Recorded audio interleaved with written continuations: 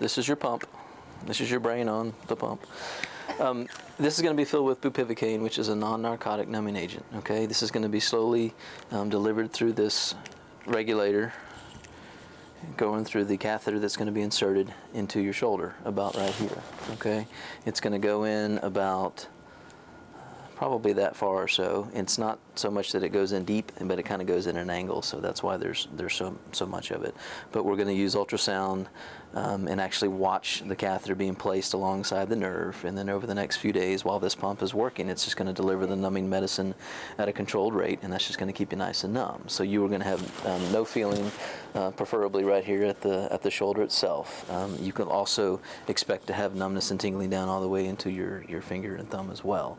When you leave here today, you're going to be extremely numb. Tomorrow morning, you'll get more of your feeling back down in the lower part of your hand, and that's normal as well. But you know, like I say, we're focusing on the shoulder as far as the numbness. You guys will leave today with this set on 0. Tonight before bed, which is generally 7, 8, 9 o'clock, is when you're going to turn it on for the first time, and you're going to open up the little door and turn the dial and line up the number with the arrow, and then close the lid. We'll have a piece of tape on yours just to kind of keep it secure. These are designed to come out the little key, so it's not broken, but just make sure you're aware of that when you go to make any adjustment, that you kind of hold on to it. All right. You're going to have enough of the numbing medicine to kind of cover you through the rest of the day, which is why we start you on 0. And then tonight you're turning it on basically to have that start to work, and so as the initial block wears off, when you wake up in the morning, this will have kind of worked over the night, and you'll hopefully be comfortable when you wake up. If you feel that you need to increase the rate, you can go to 6, you can go to 8, but we don't want you going higher than 8 unless we get a phone call from you, okay? Also pay attention to where you're having your pain. If you have aches and tingles in parts down here, the pump may or may not do anything for that. So if you're having pain specifically in the shoulder, then try to adjust the rate and see if it takes care of it, but wait an hour between any adjustment to give it time to do the work. If you don't have any pain relief or nothing seems to change, take a pain pill or even a half a pill to see if that can coincide with using this pump and kind of take care of what you're feeling. You also might experience some soreness up in your neck as well, just because of the position that you're in during surgery. That also is an area that the pump is not necessarily going to take care of. So if you just kind of feel like, oh, my neck's just sore, then you might want to just take a pain pill instead of turning this up. If you keep this on 4, that would be the best case scenario. You can stretch out this as long as possible, which is about 3.5 days. Anytime you make an increase in the rate, obviously you're going to shorten the amount of time that the pump will be working for you. Over the course of time, it's going to get smaller and smaller. This is about how big it is when you get it. It will just begin to shrink, get smaller and smaller to the point where it flattens out completely. You'll never see fluid on the outside of the wings here, but this is basically kind of like a balloon that's inflated when we fill this. So over the next day or so, it's probably going to look like this. It doesn't really change that much until toward the last day that you really start to see the thing shrink down. Once it's empty, you'll be able to remove the tape and the dressing and just simply pull the catheter out. It does not hurt, and then the whole system just goes in the trash can. Okay, you cannot shower while this is connected because the dressing goes on under a sterile fashion, and we don't want to get that wet. We don't want that compromised. So you have to just kind of get creative with sponge baths and that sort of thing to stay clean. But if you have any kind of an area that seems to be pulling up, or it seems to leak at all, you can reinforce it, put something on top of it, but don't take it off and try to change it. Okay, the catheter itself is very small. It's held in basically just by the tunneling technique just inside your muscle. We kind of put a little extra loop inside this in the muscle to kind of give a little slack. Now at the surface, we do use something called histocryl, which is like a skin adhesive, and it kind of has a purple or blue tint to it. That's normal if you see that right there at the insertion site. It is basically a super glue for the skin, and we put a few drops around the insertion point just to kind of ward off any chance of it leaking. As you increase your rate, you can potentially see some leaking, and that is normal, but we don't want copious amounts to just come running down your. If that's happening, you need to give us a call and talk to us about it.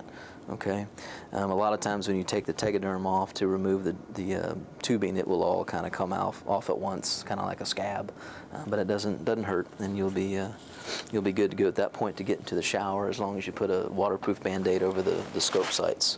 Okay, you will go home in the sling. The sling is going to be worn all the time while you're numb, because you're not going to have any control or any movement over your arm as well. So be real careful about protecting your elbow. Make sure you have a lot of pillows and padding around it when you're sitting at home, or especially riding in the car. When you get up moving around, just put your other arm around there and just kind of hold on to it. Taking your shirt on and off is fairly simple. You just want to make sure that this is the arm that's affected is the last one that you undress and the first one that you dress, because we don't want you picking your arm up over your head. Okay. You'll also need to have someone with you when you go to change your shirt, because when you come out of the sling, your arm's going to be completely useless and just floppy. So you got to have that arm in control at all times, and just kind of keep it in the same neutral position that the sling has done. Okay. And that's really, it's simple. You have no choice to do it that way as far as taking your shirt on and off. You'll have a bag that's going to contain the pump and the extra tubing. You'll have plenty of slack for this to be placed somewhere on you that will be comfortable. Now, when we send you home, we're going to have it all packed in here and ready to go, and we clasp it to the sling. So a lot of times it'll just sit here like you're holding a football. But you've got plenty of strap here that if you want to loosen it and go around your waist with it, you can go around your other shoulder, kind of like a shoulder bag. However you want to do it is completely up to you. Just be mindful of whatever configuration you do. You do have about this much extra tubing, so don't forget about it. If you take the thing off and put it on the couch and you go to stand up and walk away, that's bad. So just make sure this is always connected to you somewhere, and you should be fine.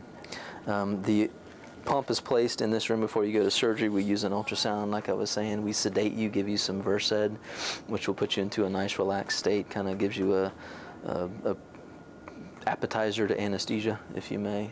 So you'll be nice and relaxed and really unaware. We have local numbing medicine that we give, much like your IV with the lidocaine, and then the pressure that you feel is not painful. It's just you just know that we're kind of working on you when we do the injection.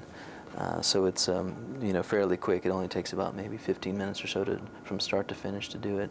So we'll do that beforehand. All this is written down. You've got paperwork that's going to go home with you that will have phone numbers, and also just some of the key points that I went over. At any time you get uncomfortable about what's going on, or you have any questions, please call us, because we don't want to hear about it days afterwards. During business hours, call the surgery center, because that's where everybody is.